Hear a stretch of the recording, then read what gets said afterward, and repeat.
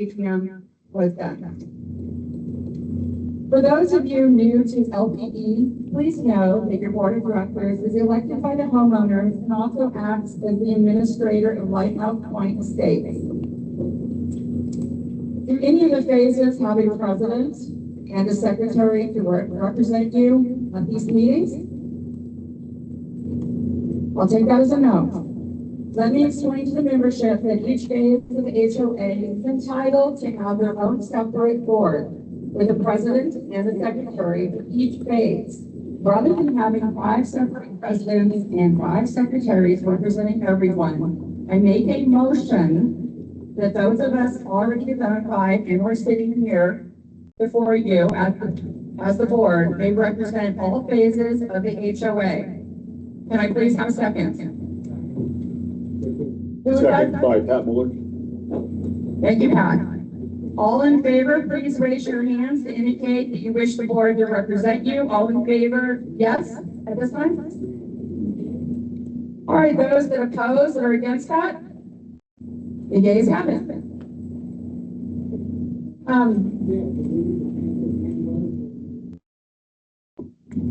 Tatiana, do we need to count the hand votes on that? Yes. Yes. I'm sorry. You can all please raise your hands again. But just one per lot, right? One per lot.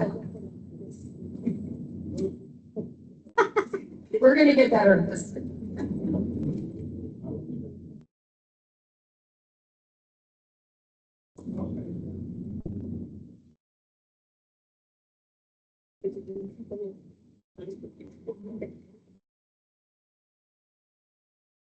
Okay, so we're the ones representing and we're present and representing phases 1, 2, 3, 3A, 4, and 5 of the association. Myself, Deborah Duvall, president. Joe Alexander, we have not heard from him. I don't think he's on the... He's not. He's not available. Kathy Holmes, secretary, please identify. Jim Engel, treasurer. Nick McAllister. Nick, I believe. Nick's on the Zoom. Nick is on the Zoom. Okay. Also present are our Vigilante Committee, Oversight Committee members, Ernesto Velasco. Raise your hand. Angela Powlett. Over in the corner. And Miguel Ramirez. Thank you, guys. At this time, I am requesting the membership accept the 3 following volunteers as your scrutinizers. Bill Evans, Jim Hale, and Ava Marie Abelson to act as your scrutinizers. We need at least 3 who will count and verify all the ballots and the proxies. The votes and proxies will be verified using the tally sheets provided. Please raise your hands that you are in agreement to this.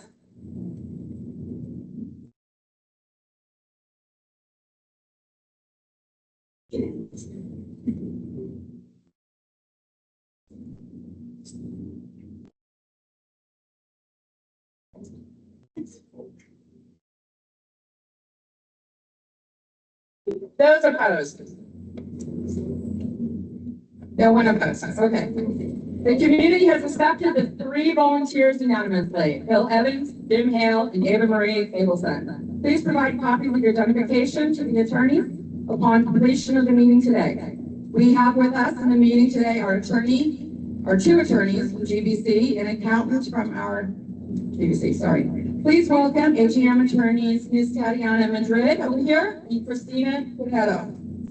As well, please welcome Rodrigo Romero, our accountant, who will represent Lighthouse on all accounting matters today, in addition to our treasurer, Jim Engel. Item 6.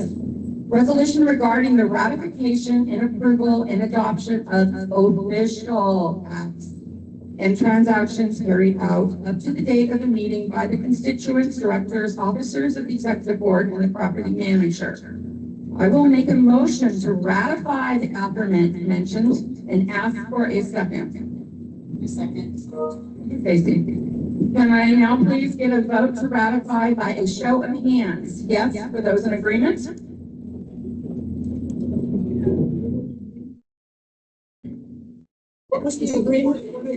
You're agreeing to ratify the actions of the official acts the official acts of the board. If we don't have this, we kind of can't do a lot of official things for you. They're making a count. You can hold on.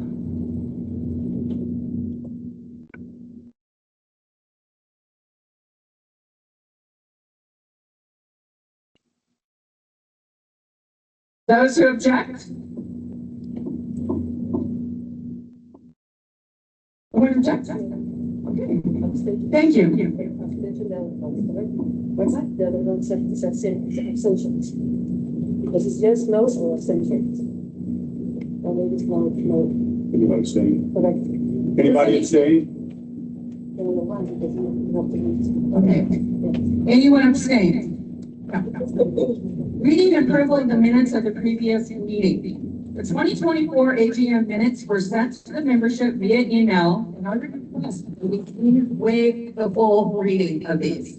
I would like to make a motion to ratify and approve the 2024 minutes. Can I please ask for a second? Thank you, Rafa. Can I now ask for a vote to ratify by a show of hands?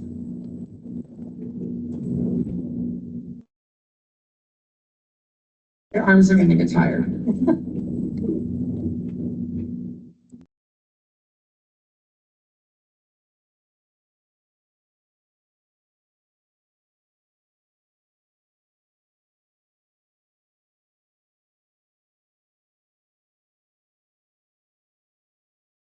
Okay, now those who object. Anyone? Those who abstain. All right, number 8, information on the progress or status of resolutions adopted at previous meetings. This is to give you a status update, basically what's gone on in the last few years regarding the voting and where we are on that today. So one of the issues that was passed, motion number 2 in the 2023 AGM, was in regards to the perimeter fencing. A lot of people didn't understand this motion, I think, but needless to say, it passed. The board is maintaining repairs on an as-needed basis. Please let Ruben know if you see an area in need of repair. Repairs of internal roads. That was motion number 3, approved in the 2023 AGM. Funds are being accumulated towards future overall road replacement in many years to have a budget large enough for that. And likely, it will be needing to be replaced when the water lines are addressed. We are repairing on an as-needed basis and will continue to take that approach.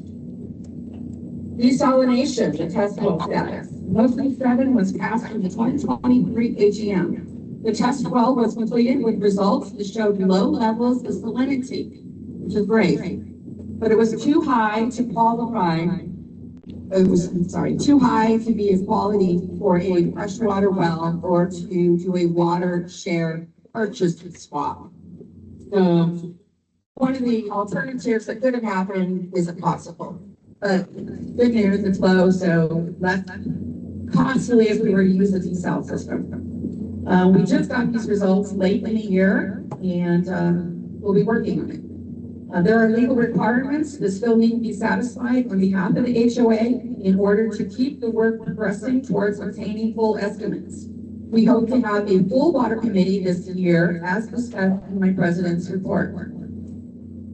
State security gate and guardhouse reconstruction. Motion 8 approved at the 2023 AGM. The gate has undergone a much needed and overdue remodel, which was completed in lieu of a full entry gate rebuild, thanks to Bill Evans' hard work in overseeing this project. Due to open questions regarding the entrance property rights, the overall issue is still under investigation. So I think we've made a great job on improving what we have there. And I think the guards are really happy. They feel. Thanks everyone for boat launch issue. Yes, we all want the boat launch. It was voted on in 2024 and it passed. However, there was no suitable funding allocated and associated with this item. There was also a lot of preliminary work that needs to be done to put together a full estimate what the cost would be, what the scope of the job would be, and basically the overall project viability. there's a lot of federal legalities, Sermonage, other environmental groups, which really have our hands full on this, but hotels are having a difficult time keeping their boat launches viable. So this is a big project, and it's going to take a lot of work. So those people that are really interested in it, sign up to help on that, so we can really put together what it's going to take to see it through. Not just, yeah, we want a boat launch. A lot of people can say things and pass things and get it passed by everybody who wants it, but who's going to do the work? The board's been really busy. So a lot more needs to be done in project planning on this. And the priority list right now is towards other HOA legal obligations that, keep us running. So the storage area. This was included in the initial developer spec. It was also in the CC&Rs by reference. And more recently, it was voted on. This is a project that we hope to look into further with the next board to make it a reality, along with a full master plan vision, which would all be voted on with the project planning in future years to accomplish some of these things, whether it be a community room, a desal unit, there's the storage area, maybe there's pickleball courts, but getting an overall kind of master plan of where we want to go and work on that as a community for what everyone's vision is. Meetings. The motion passed to have the AGMs recorded and live via Zoom or Google Teams, which we are doing at this time. Thank you, Brian Timmons. And not to point out, we can only do this when technology allows. If it was not for Brian stepping up and bringing the start and bringing it over and setting this all up today, we would not be able to do this live. We simply just do not have the bandwidth at these restaurants for the Wi-Fi. We are also required to have open quarterly board meetings, which we neglected this year after the first two due to scheduling conflicts and other issues. We are committed to providing these meetings in the next year, and will make it a point to document our monthly board meetings and make those available on the HOA website, lpebaja.org. Maintenance fees and collections. There were a number of issues related to this that passed last year, as needed by the HOA attorney in support of collections, which are in progress. And we have already seen much success, which I will leave to Jim Engel or Pat Moeller to discuss further. For those excessively past due, please be forewarned, they are ready to start processing liens. So take it serious. And everybody has the obligation to pay their dues. A lot of people are saying, I didn't know it was an HOA. Doesn't fly. A lot of people are expecting, we'll talk about this later. Okay, moving on. Reports. Yikes. We have a lot of reports with the review. You have been emailed previously with copies of the reports. The board president report, treasurer report, oversight committee, vigilance, and the security committee report. We will also hear from our community manager and the architect review committee. I would like to make a motion, however, to not require an actual full reading of all of these reports in their entirety, and move to a presentation and or review of the highlights from the appropriate representatives. Can I get a second? Second. Thank you. Can I now please get a raise of hands? Show of hands on this, please, if you're in agreement.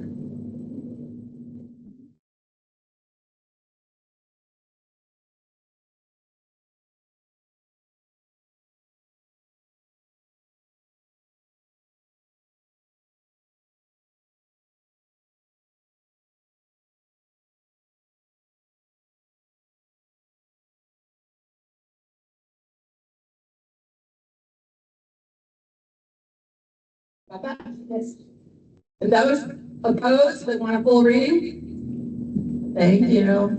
Those abstaining? Okay. Moving on. President's report is first. Sorry, guys, this was a really long report. And there's still a lot of things I would like to address because there's people that have not read it here. I think I need to highlight some parts. So, first thing up is water. There's a lot of things I learned about water this year. this stuff did not come easy. I really had to drag through a lot of documents, go through a lot of vendors, and before I got more information that changed my attitude towards some things. I will tell you, I was a person that was more opposed to desal. I never got in the way of desal, but I wasn't really feeling it.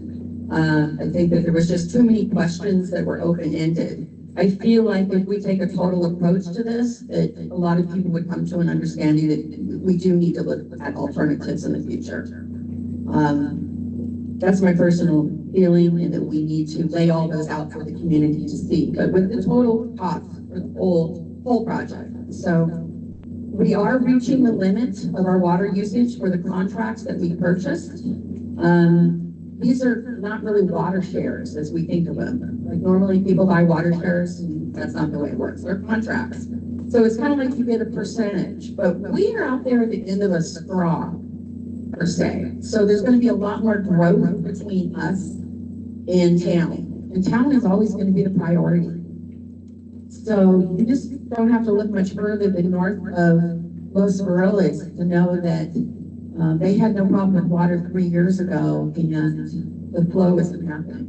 Lots of problem with infrastructure, just not really seeing the water delivery. So we need to keep ourselves open to this, and I hope that we'll have more people that will work on a full water committee. So Usakas is not responsible for the leaks in the subdivision, contrary to some people's thoughts. This is their responsibility is limited to the main meters and the PILA operability. They don't necessarily do a great job on that either. There's usually no money for replacing our parts, and if we want to get that float replaced, we have to go through them to probably pay for it.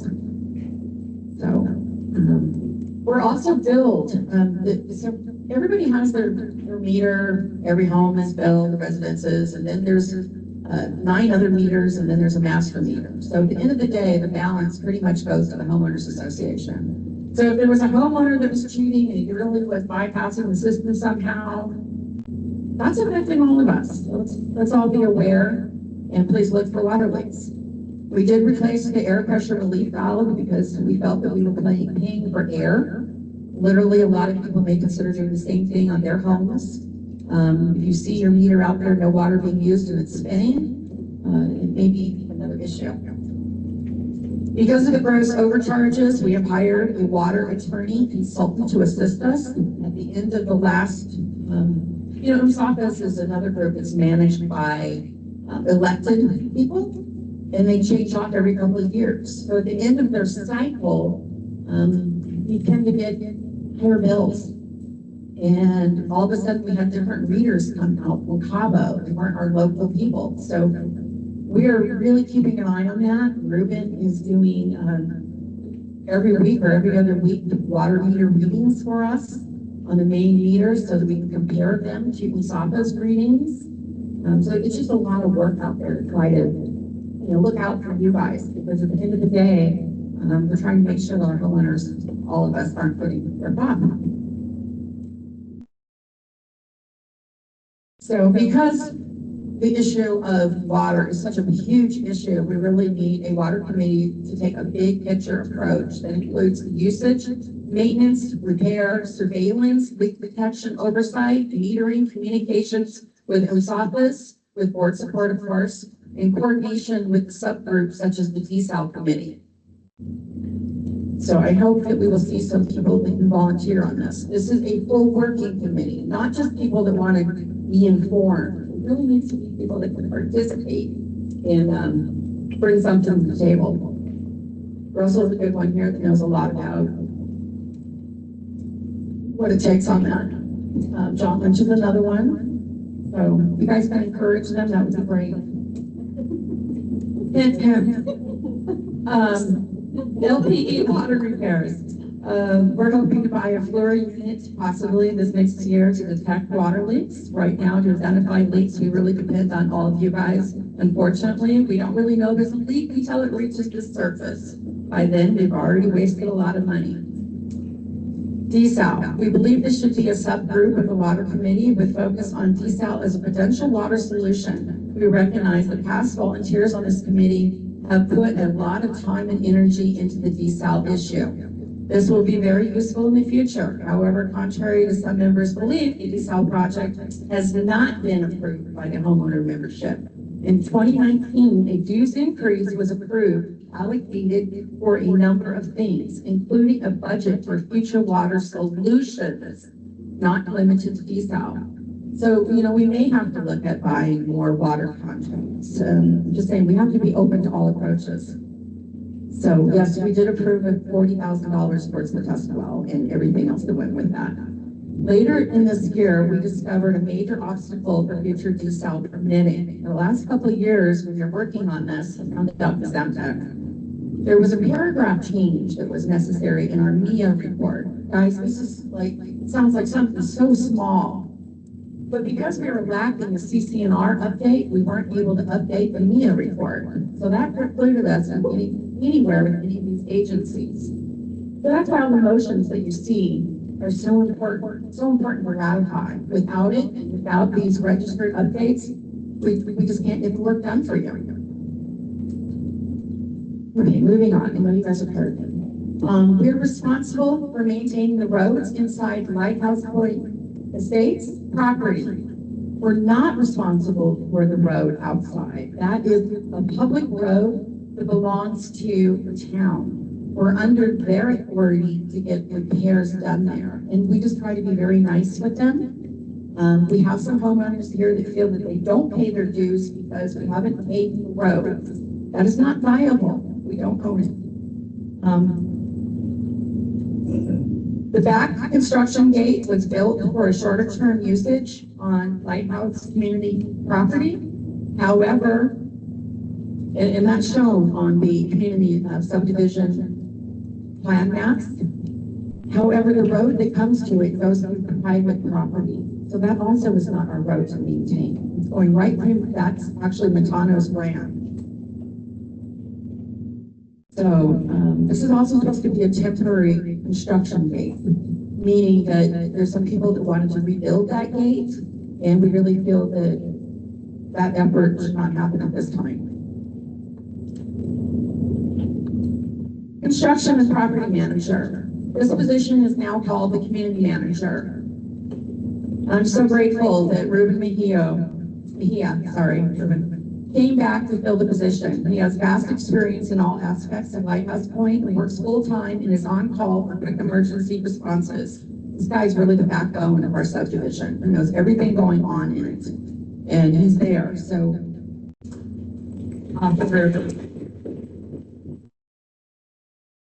okay, our accounting and administrative management issues. For the past year, we had dual accounting, therefore dual cost and work in both the United States and in Mexico. We could not get the actual software program turned over to this board. And so this program also was not able to interface in the US program with the Mexico banking. So there was a lot of duality. Accounts payable services were being performed by our community manager, Ruben, who had resigned at the end of last year. We're really lucky that he held over because he was our only way of paying bills. The board is responsible for administration, and in our case, as in prior boards, we're actually doing all the work, other than our bookkeeping and accounting here. We do not have the authority to hire an outside property management company, but we can hire accounting services as we've done in the past. Thus, as recommended by the previous board, we have moved forward and we interviewed Associate and we brought them on for services that would include their software, Square, and future HOA management capabilities through a third-party bank. In summary, the turnover, software, staffing, auditing of vendors, etc., was not as promised. And after many weeks, months, meetings, updates on my part to their list of homeowners, etc., we decided we needed to seek other options and cut our losses. The saddest part was we thought this was a good first step to trying it out in hopes of moving to a full property management service in the future. Our budget is late this year. We moved to GBC. We went back to working with them because they were our previous accountant. They had done a really good job on our books, but they were limited to just the Mexico side of it. So after we let Associate go, we moved back to GBC. They had to do a complete reconstruction of our accounting. Therefore, transitioning to one company for accounting in one country will decrease the workload and costs. My personal thoughts are that these accounting duties combined with everything else are just too much for any board, and that we need full-time, full property management in the future. So please keep yourselves open to that. Homeowner management and accounting software. Our prior software was Appfolio, that all of you were familiar with and used. Unfortunately, like I said, that was being administered in the United States, and it was not compatible for Mexico HOA's management, especially without the prior treasurer in the USA accounting professional doing that. So we moved to Town Square. As you know, it didn't work out. The sad part was everybody had to sign in, opt into their system, and if you didn't opt in, we weren't able to communicate with you. We weren't able to send any statements, notices of a meeting, anything. Everything would have to go through Associa, and they weren't willing to send it out. In Mexico, we cannot get credit card processing as part of our banking services. Things are different down here. We were really fortunate that we were able to add PayPal associated to our CondoMeSoft program that we have. This is a fraction of the cost of what we were paying before for the software. So I hope you guys can bear with the changes. Sorry we've gone through it. Website, emails, and documents. The board is currently responsible for updating the website and technology use. I have done the best I can, but I am not a technologist and need volunteer help. Finding a contractor who can respond quickly when needed and issue us a legal invoice for payment is more work than just doing the work ourselves. Our needs include updating the LPE Baja.org website. It's a Wix program, Gmail address forwarding, updating this when needed, and other board ARC software assistance if possible, such as DocuSign and Adobe.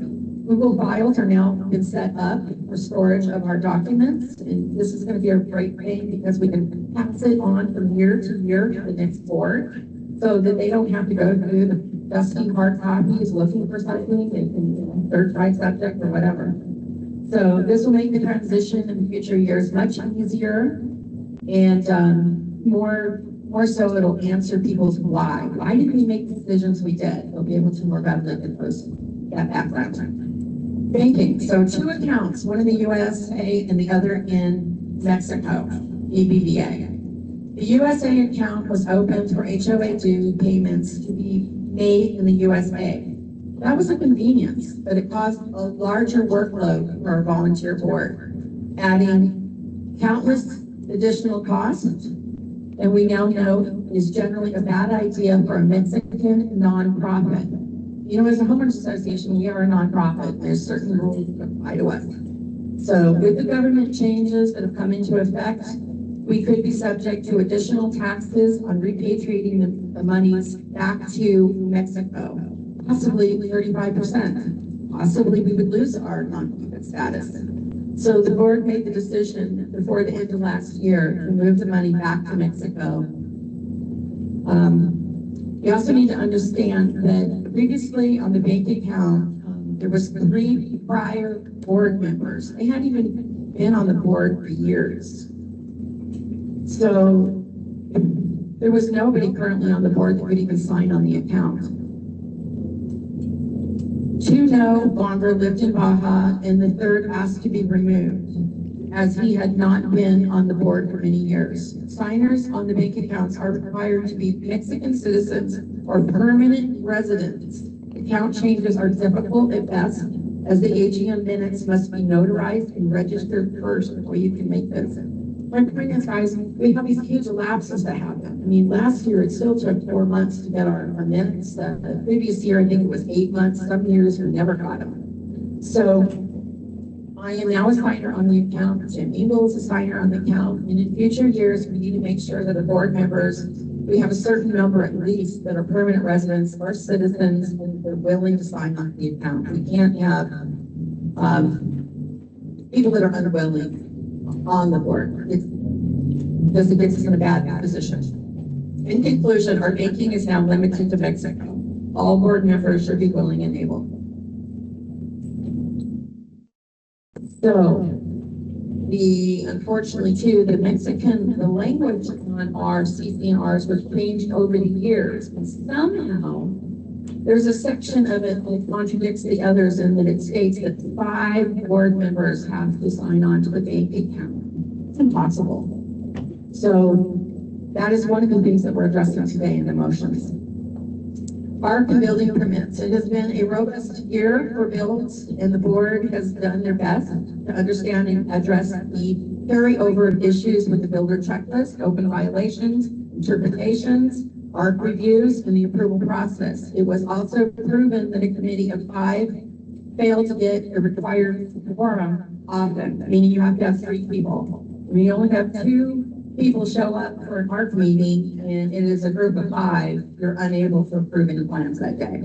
Therefore, the board made the decision to change this back to a committee of 3 on this year's ballot. After plans are approved by the ARC, they move to the board for approval. My own opinion is that this is a formality unless the board has a concern or a question, and we generally support the ARC. For non-approved plans, the owner has the right to request a variance from the board, and we will generally look to the ARC as to the justification and if they feel the variance should be granted or not. In general, we do not want to have situations of granting variances unless it is for safety, protecting dunes, or similar. I won't get into the big thing here on the situation that happened this year, but we made a change, and what happened with the floor height ended up causing a problem. It was going to have a ripple effect with lots of homeowners having to request variances. So therefore, we went ahead and took it out of the builder checklist because it was not something that was in the CCNRs. I'm very appreciative of the ARC chairman, Architect Senior Alex Uribe, whose building knowledge is invaluable and was a lot of help as we moved from Outfolio to Town Square and to now the Google Drive folders. Alex worked very hard to try to help the board understand the differences in language nuances. This is a real big deal, guys. You can just do a translation on something and it doesn't necessarily work. And then he would put it into context for us between the CCNRs versus the builder checklist, the environmental reports, the building department requirements, and make appropriate changes, help us make appropriate changes to the builder checklist. Again, it's a lot of time and energy on the ARC's part, and I really appreciate the efforts. Violations. How do we administer and enforce CCNRs that are more restrictive to new builds now versus to old? Many violations have been there for years and continue to exist throughout the community, gone through many boards and ARC administration. Should there be a statute of limitations or a grandfather approach to old violations? For instance, the fence issue. It is one thing when someone violates the current CCNR, but what about the older fences? Who knows who built the fence and did it predate the actual CCNRs? In some cases, I know that it did. What is the prior owner or the neighbor, and who's responsible for it? Who built the fence when neither owner is the owner that was there originally? And who pays the cost to rebuild it? Are we then going to write violations for visible AC units, solar panels, clotheslines, trash cans? These are tough issues that the new board will have to include in the pile of work. Perhaps writing a motion for next year so that every new violation does not cry foul. That said, please review your own situation and bring your property up to the current CCNRs. It's really not fun to try to judge some of these things. Landscaping. We had to change the old landscapers had quit. They hadn't been there for quite some time. The new guy came in under Manolo Matano, doing a great job. Unfortunately, I understand there was a bee sting, and more to the fact, he quit. I don't know how long ago, I wasn't notified, but we do have a new landscaper, I'm told, starting on Monday. Security. Changes were made to consolidate the gates to one contractor, thereby reducing the cost and providing better coverage. This is also something we'll get into later. The security committee has done a phenomenal job on training and trying to come up with a system. Again, it's kind of like a balancing act. Some want less security, less procedures, some want more. Social group. There was a new social group formed this year by homeowner Mary Moglen for cards, games, exercise, kayaking, etc. I think this looked great for the community and look forward to this effort growing in the future. Raise your hand, Mary. There's Mary. I just can't do a really good job on these classes. Get us all moving. Continuing issues and complaints. The board receives many emails or text messages per day of all types. Speeding. I hope next year our board will work with the landlords to develop and recommend a renter policy. We also cannot police the beach, you guys. We try to do our best, but it's open public land, federal land. We can't control it. Motions. This year, like last year, the property owner's request for motions to be included on the ballot was denied. This was a difficult, very difficult decision. It required an attorney review, many hours on the board's part in developing our responses to these motions, and then condensing and summarizing those responses. The Oversight Committee HOA member representative was kept apprised of our efforts to treat this member fairly and to uphold our fiduciary duty to the homeowners as a whole. Many of these motions conflicted with our founding documents or subdivision approved plans. Yes, DCNRs can be updated and they can be changed. Takes a lot of work. However, many of these motions, if passed, will be in direct conflict to another article or approved zoning of our development, which is residential, meaning single-family residences. But Choya is a different situation. That was something the developer did years ago, and it itself was a problem. There were also many motions that would increase the burden on the board, which is already beyond their limits in terms of workload. Other items were previously approved, and the HOA is working on building our reserves to fund those. Meaning, when somebody wants to make a motion on storage units, and they want to be covered storage units, and we're going to spend $1 million, where's the funding going to come from on that? And we'd already passed the motion and are already collecting reserve funds or something. So what comes what? Vote launch. Yes, this motion was previously passed, and I discussed it already. Safety. Stay tuned as our next meeting, this committee plans to create an emergency WhatsApp group identifying a location on site for a defibrillator possibly, and request that the homeowners maybe homeowner association donates funds for dedicated ambulance service with a real medic on board. This would be really nice for us. Property transfers and non-payers. Other than a new owner reaching out, we usually have no way of knowing a new owner has actually closed on a property. As there have been past problems with multiple owners claiming ownership, we do ask for a copy of the title to be submitted. This isn't us trying to be nosy. There's actually been real situations that have occurred, and we need to prove who's the owner. All HOA payments must be current at the time of property transfer. All real estate agents, closing companies, and notaries know this is a homeowners association with dues. However, we will be sending out letters to the real estate community to address this issue again. The developer has been providing buyers with their own no debt letter. This is fraudulent. We are working on stopping this practice, and unfortunately must go to the extent of having an entry sign placed at the entrance to inform potential owners that LPE is an HOA, and CC&Rs and dues, which are the responsibility of all who own in Lighthouse going one day. For late payers, be prepared for late fees, penalties, and the risk of property liens, possibly forfeiture. Okay, I'd like to go ahead and end my report and move on to the treasurer's report. Good morning, everybody. Thanks for coming.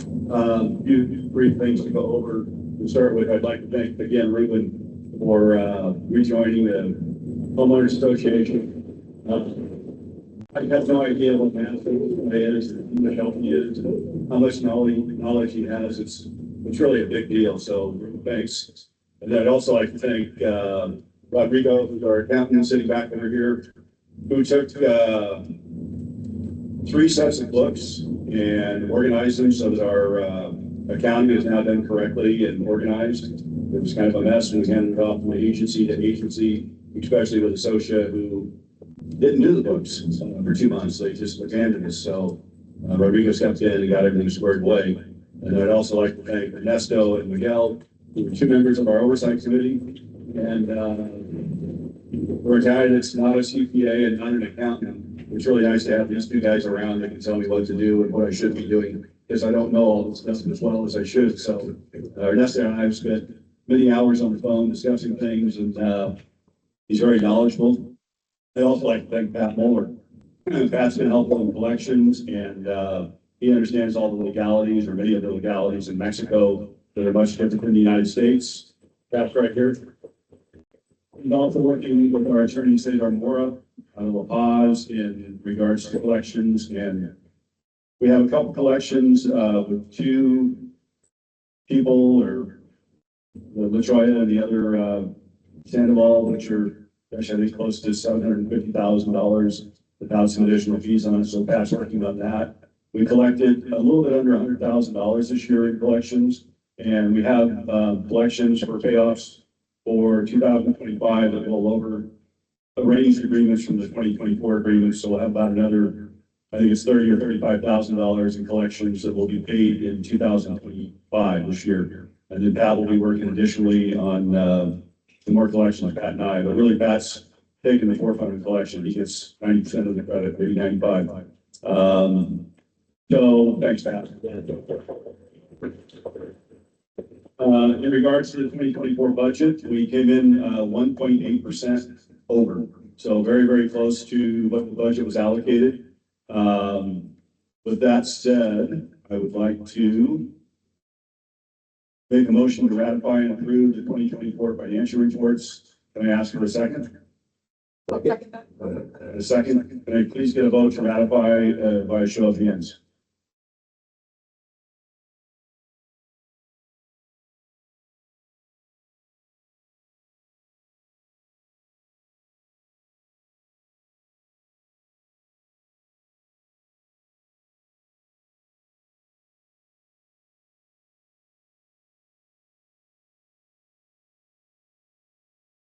Those that object? Show of hands, and those that abstain? Good. Okay. Go back here.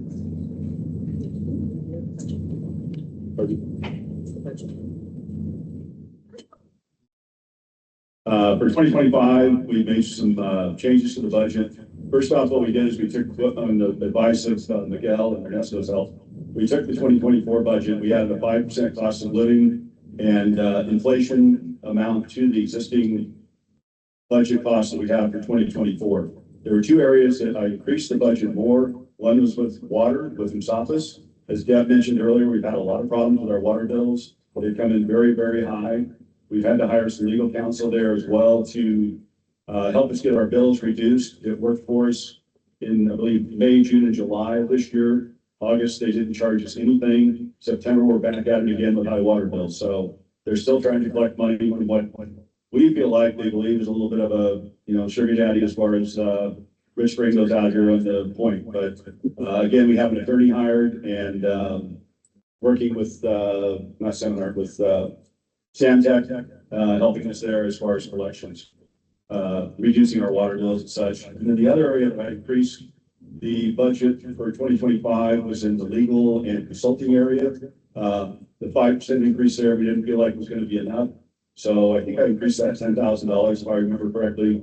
And that will aid in the water collections and then in some issues that we have with land rights and entrances to the front gate, so forth like that. So again, that's run through Cesar Mora out of La Paz. And then also Tatiana's been helping us with some information, who's the attorney from GBC. So with that said, go back here. I'd like to make a motion to approve the 2025 budget report as present. Can I ask for a second? A second. Can I get a vote to ratify? Show by hands. Yes, I agree.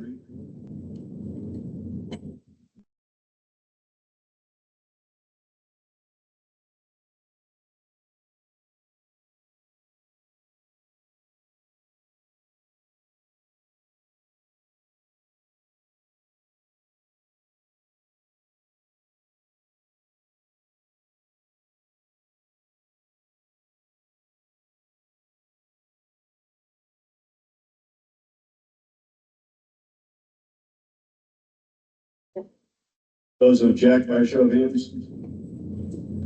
And those who abstain by a show of hands? Okay, motion passed. Next, I hand it off to the Oversight Committee, and that'll be reviewed by Angela Ernesto, is that correct? Ernesto was gonna do it. Ernesto, okay. Ernesto, you want to come up? Let's Angela take the mic. Good morning, everyone. You want to come up, Ernesto, and get on the mic so we can all hear you, please? Where's your portable mic? Hey, the other thing too, just as a point of reference, it looks like there's about 26 lots that are currently under construction in the community. And we have approval for an additional 7 lots with permits through the architectural committee. So continuing to build and more stuff coming. Those numbers are approximate, but pretty dang close. Alex can do the report. Try that one, maybe. No, that's enough. Good morning, everyone. Yes, go here. Regarding the Oversea Committee, I can do that some more if you want. You have right voice. we were very involved with Angela, Miguel, and myself, looking at the communications. I think the board of directors was very transparent and open, always been keeping us informed or involved. I think was a difficult year because was a year of transition, where at the beginning was difficult for everyone, no? Because there was a change in the accounting from the States to Mexico. To try with associate didn't work. So to bring back to GBC, that they did an amazing job to keep the books, because the books before were well maintained, but the transition was difficult. So that makes, I think, a lot of effort from the board of directors, a lot of time to learn, to understand, and to keep the things same or better than before. No? So I think looking at the expenses, all the expenses that were done were for the association, were conscious, were not things that were over or extra or personal things. And I even think that were a lot of things that were or donated or time that we can maybe in the future spend a little bit more for the community, you know, to make things better in the community. And maybe as well, I think it's a lot of time that was invested in the board of directors. In the future could be to hire an administration at some field that can do a more professional and proper administration. So the board of directors can be more like in a supervisory and overseeing function, more like asking for voluntary, so investing too much personal time on the administration. No? But this is just a personal opinion.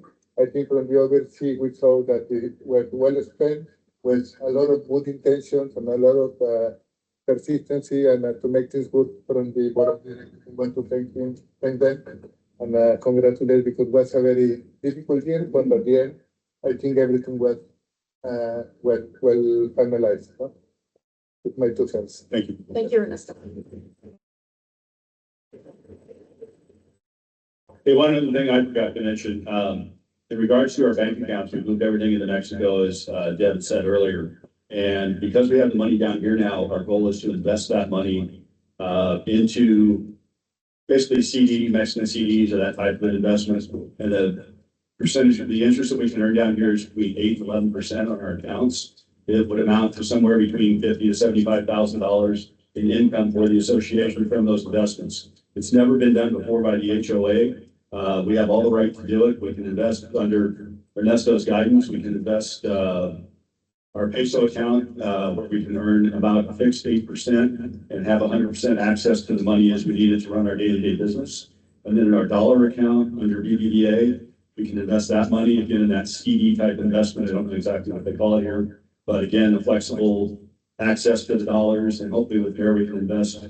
I'm hoping around $750,000 of that money, and in there we should earn close to 11%. So $50,000 to $75,000 income next year is a little conservative, but the reason I'm going conservative on it is I don't know when we can get all this put into play because of the continued banking issues we have.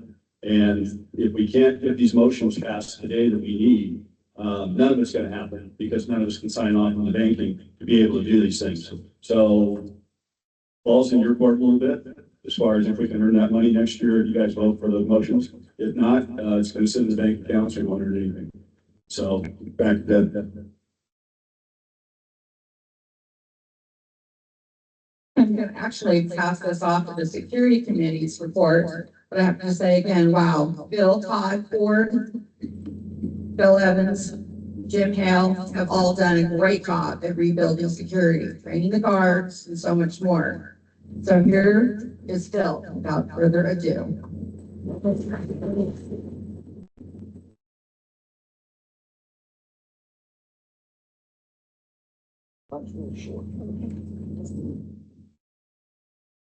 Luckily, mine's real short.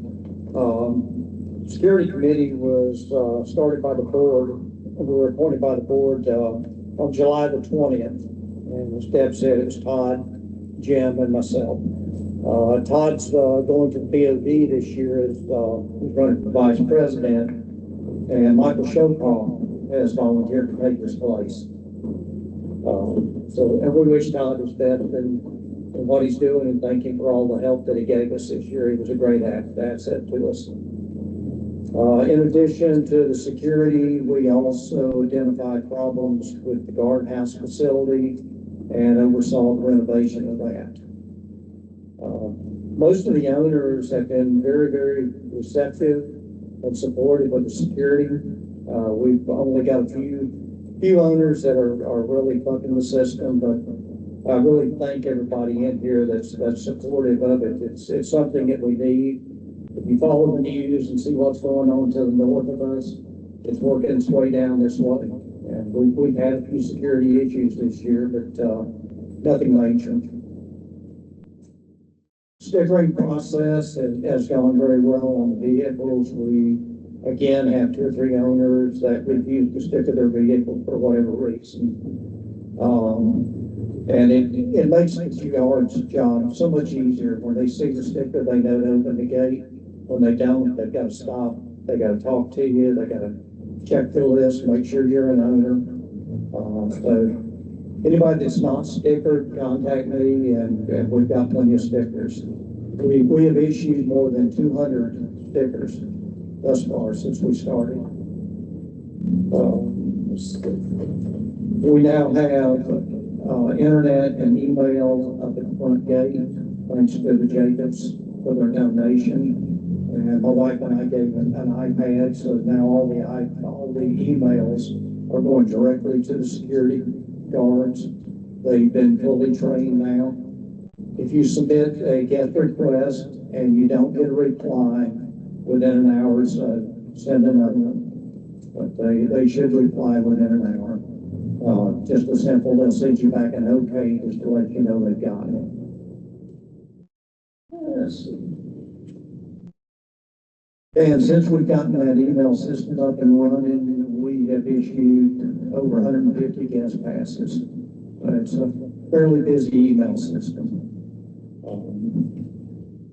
And due to the guards performing well, the security committee requested from the board to give them an increase in the gas allowance that we pay them, which the board did. We thank the board for their generosity. That's about it. Anybody got any questions for security? Nice work. Thank you, Brian. Thank you.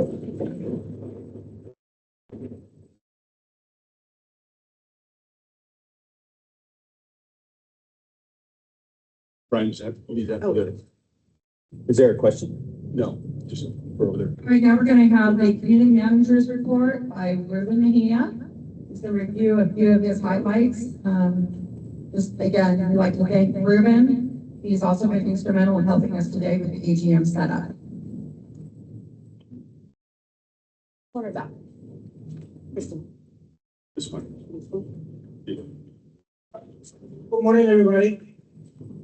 For those of you who don't know me, my name is Ruben Mejia. The board hired me as community manager last September 2024. As community manager, my job is to assist any homeowner who wants to start building. We share information and procedures to apply for the ARC approval. I drive the subdivision at least every 3 times per week, looking for water leaks, broken fence, and make sure construction sites are in compliance, such as setbacks, height, etc. I also keep condominium ownership information updated. New owners need to send me a copy of their deed for us to make change the ownership name. I also contact the city when the city roads needs to be scraped. If there's no water, I have to contact Zapas to find out what the reason is.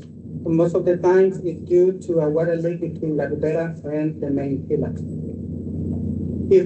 For those of you who walk around the subdivision every morning, if you see a water leak, let us know it so we can fix it as soon as possible.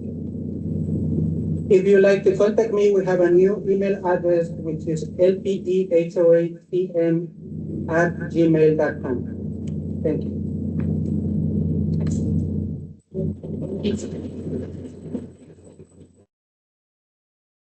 So now we'd like to talk about the ARC. We'd like to thank our ARC members this year, Alex Uribe.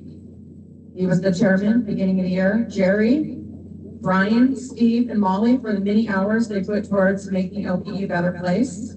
Please give them a round of applause. It was a lot of work. Sadly, our ARC chairman, Alex, had a personal emergency late in the year and had to be temporarily replaced by Jerry as the interim ARC chairman. Thank you, Jerry, for stepping up.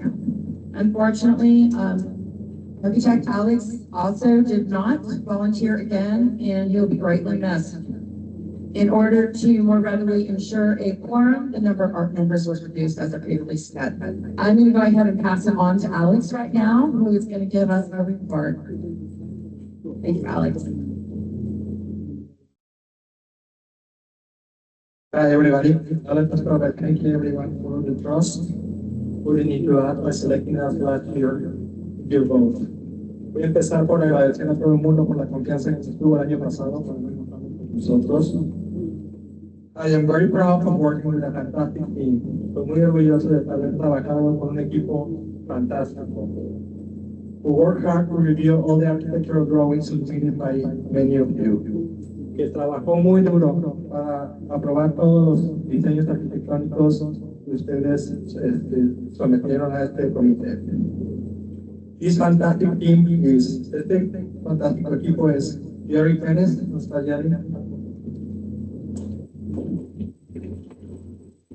Ryan Kiernan, right here? No. Molly Wilson? Steve, where are you?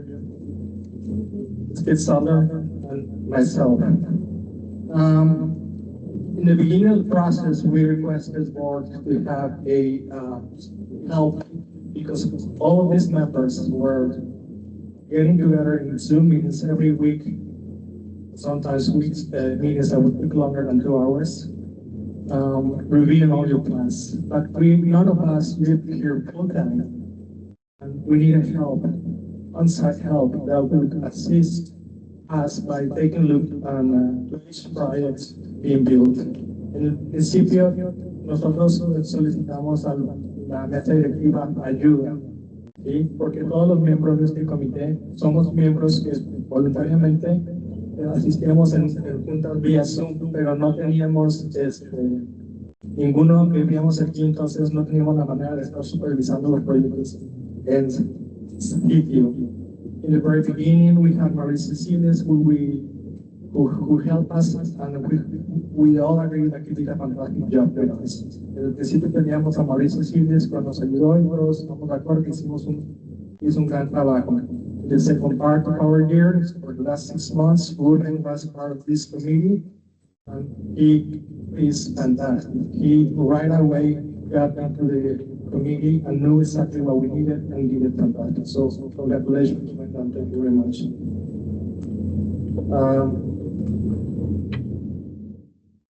We always kept in mind that our goal was always to find ways to help our neighbors to get their approvals in the best, fast, and smooth way as possible. I know we were not perfect, but we tried.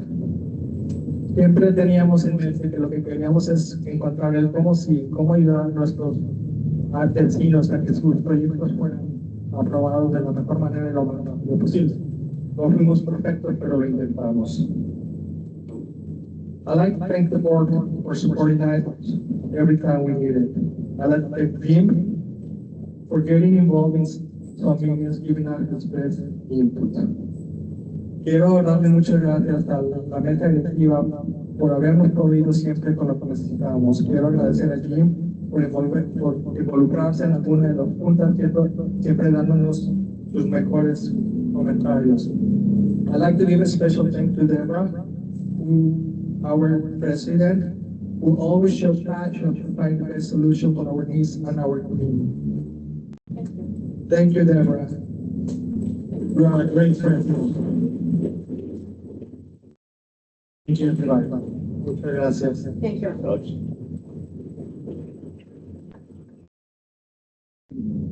I think we've done all those special reports. We're going to switch up the agenda slightly right now, and we're going to move back to the general and new business. And we're going to cover the motions first.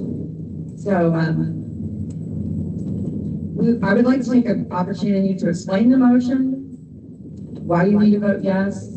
Motion number 1 was the investment account motion. The purpose of the motion is to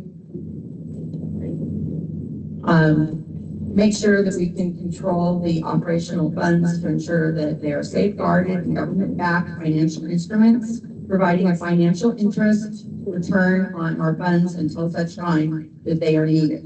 This is real important. This is a great job on this, Russell, putting this motion together. Please vote yes on that, but we're not wasting our money sitting in an account. Motion 2, the POA issue. This gives us the power. Right now, we have a contradiction within our powers that restrict our ability to open up any new accounts or make any changes really on these accounts. There are actually contradictions throughout our CCNRs, but we need 5 members on there, and that's never going to be possible. So without this POA, we will not be able to open new accounts. So we need to make sure that Jim and I, and it only takes 2 board of director members to open a new bank account. Motions 3 and 4 are kind of both tied together. There's CCNR updates. I thought a red line of that went out, but possibly not. These updates are periodically necessary to ensure that items voted and approved in the AGM, and if applicable, the CCNR is then updated, or as required to conform to the latest Baja Sur condominium regime law, and to correct clerical format, punctuation, and spelling errors. So we ask for a ratification of the CCNR's update to ensure we stay current and compliant. The 2025 update is limited to what had previously been voted on or what was necessary to make us legal to current AHA regime law. Motion number 3 is specific to the maintenance fees. The fees themselves should not have been included in our CCNRs. Every time you change a fee, then you would have to go back and update the CCNR. We don't want to have to do that. So it's removing that from it and changing the verbiage to something that will get us by in future years as written by. That's it. The maintenance fees are $700 HOA fee. We just should not be stipulating $700 in there. It needs to be whatever's voted on every year. If there's no changes, it's fine. Does anyone have any questions about that motion number 3? Because I have the attorney here that could probably answer them. Okay. Motion number 4. This is the modification to Article 27 related to the ARC. We're updating, this was already voted on. We used to be $2,000 for new builds for the ARC fee. That was voted on and it was increased to $4,000. This was done several years ago. It's not a decision if we should increase it. It was already voted on. So all we're doing is updating Article 27. Again, it's something that really the ARC fee should not even be in there. Also, we're adding a provision, which was voted on last year, that ARC violators are not allowed to serve on the ARC. In summary, all these items voted on over the last several years are included in the CC&R update. There was another problem in spelling on our update that went out. You know, there's a lot that happens when we send in ours in English, and then our attorneys went ahead, they translate it to Spanish. Then they make their changes, and then it comes back to us in the English translation. Things get lost. So there's a spelling error. Farm is not the word that was intended there. Motion number 5, modification of Article 31. Assembly protocol on how our AGM is conducted needs to be updated to conform with the state legislative requirements. Example, we are no longer required to have a natural day between our quorum call. Remember, we used to do this in business, but the Cabana restaurant, and then we would have the actual AGM meeting 2 days later. So we're updating our minutes, updating our wording. Sorry. Okay, the next motion I'm adding. This is an added motion I'm going to be asking you to take a vote on. The following issue is in regards to the extraordinary meeting, which is addressed in Article 30 of our bylaws. It was highly suggested by our legal counsel that in a case of an extraordinary meeting being necessary, that the established time frame should be significantly shorter, as the urgency inherent to their natural need makes Article 30, 90 days notice, excessive. This could hinder us necessarily finding solutions and getting a vote on it. So we need a shorter time frame so that we can address something. So if we were to be hit with a lawsuit, or we had to pay for something major, or all kinds of the road got closed. I mean, who knows? All of a sudden we lost our water with Casapas. I mean, the list is long if anything can happen. So we would need to be able to get a vote through the General Assembly of the homeowners. We cannot make those decisions on our own as the board. So we want to change this from 90-day requirement to a 15-day. Please remember that we will email you as soon as possible, and you can vote by email, so you don't have to fly down here. If we can alert you sooner, we will. I therefore would like to make a motion to revise Article 30 regarding extraordinary special meeting notifications to reduce the days required from 90 to 15 days. Can I please get a second? Thank you, Stacy. Can I now get a vote to ratify by a show of hands? All those in agreement, please raise your hands. Okay. Those who have, I'm sorry, she's counting on.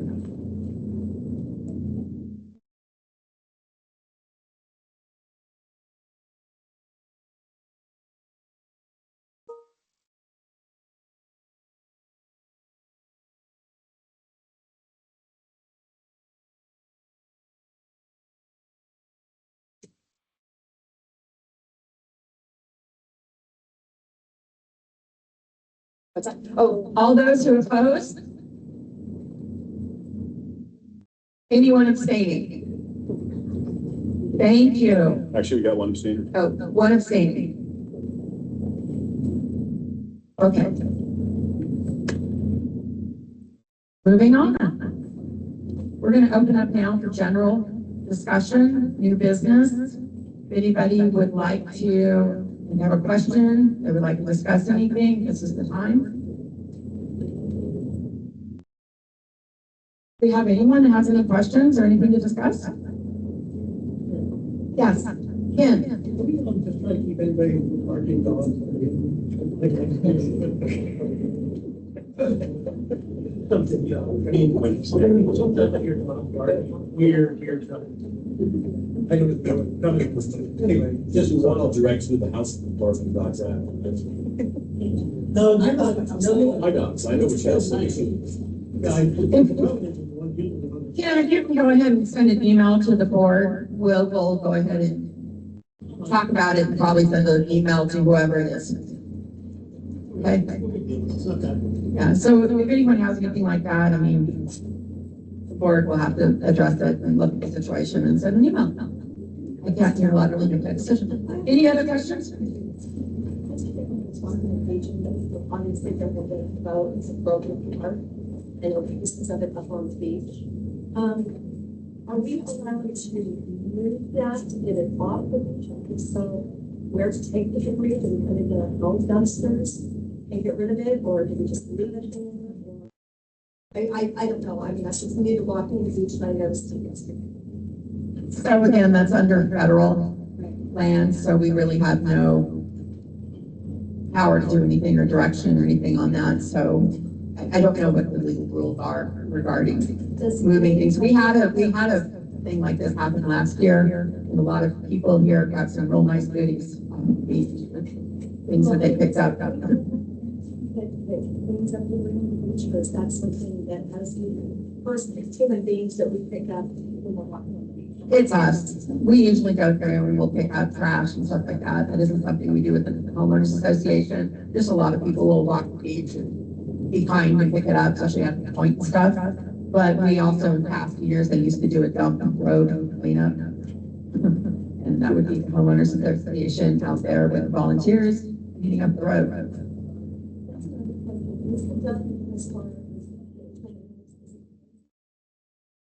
Has anybody got any updates regarding the dump? That was something that was brought up last year, and we were told that they were moving, and we have seen nothing further on that.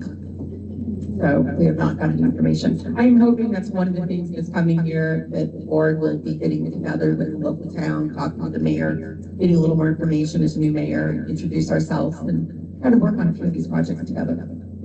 More information. Anyone else? Yes, Pat.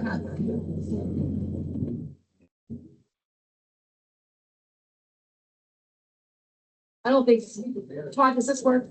No.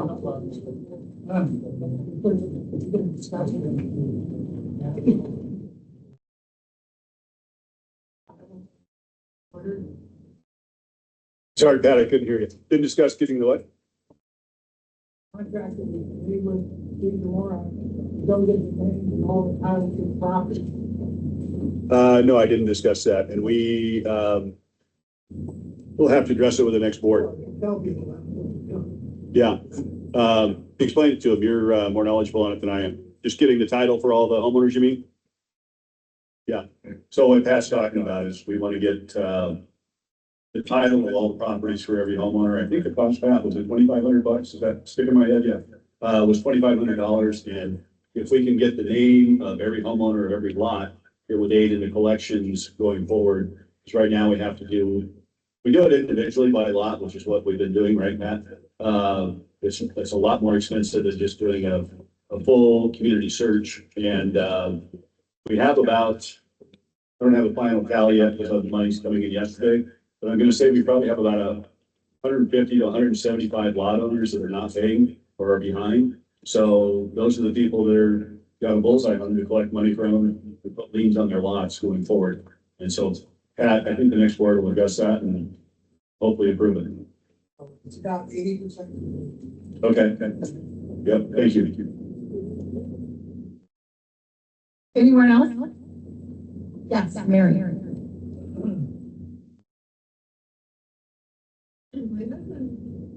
The NRA to talk to Charlene. You want to use the mic, Mary? Mary, you want the mic? Yeah. It doesn't go very far. My husband's waiting here.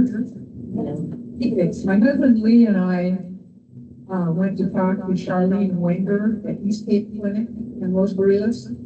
Because our concern is to get emergency help. If we have a heart attack or a stroke or fracture or whatever.